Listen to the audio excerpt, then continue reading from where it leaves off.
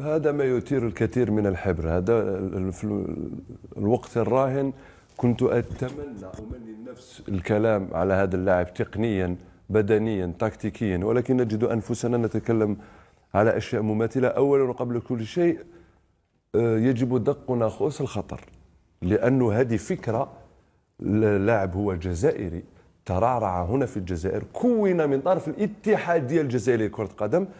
عندي كلام واحد وفقط، هو أن الوطنية لا تباع ولا تشترى، بعيدا عن اللاعب وعن عائلة اللاعب التي أكن لها كل الاحترام، ولكن يجب معالجة هذا ستنكا فعل واحد.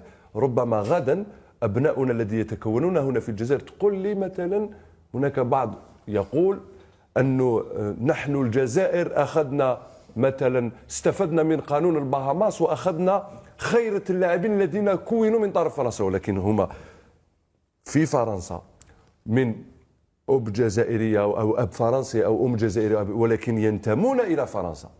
هذا اللاعب أخذ إلى قطر، وكانت عملية نوعا ما إن صح القول سيان لافاج سيرفو، عطاو له الفكرة بأن يجنس في المنتخب القطري. ما تقوليش أنه هذا ينتمي إلى قطر، لا ينتمي إلى قطر، ينتمي إلى النوادي التي لعبها في قطر، بمعنى أنه تمت فكرة غسل رأس هذا الشاب الصغير بنجاح. أنا هذا ما أفهمه، بعيدا عن ما يمكنه أن يقدمه. لو شاف بيتكوفيتش مثلا أنه ليس بإمكانه تقديم ما يمكن تقديمه في المستطيل الأخضر، نقول لك لا، لأن اللاعب قام الناخب الوطني بيتكوفيتش باستدعائه في القائمة الموسعة.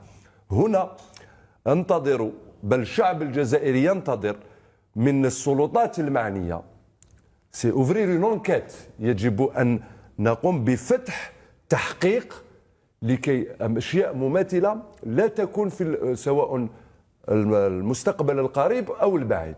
وننتظر أيضا أقول، وليس أنتظر، ننتظر من نادي بارادو أن يخرج، ليس ببيان أو بتصريح، يخرج لكي لا يفتح مجال للتأويلات والأقاويل. لأننا هنا في الجزائر، لكي لا أدخل في قضية عبد اللاوي وقضايا أخرى لا تشبه هذه القضية، هنا في الجزائر اعتدنا أن لا ننور المشاهد الكريم وأن لا ننور الرأي العام، ونسقط في بعضنا البعض بالتأويلات والأقاويل، والشعب الرياضي عامة في الشارع يغلي.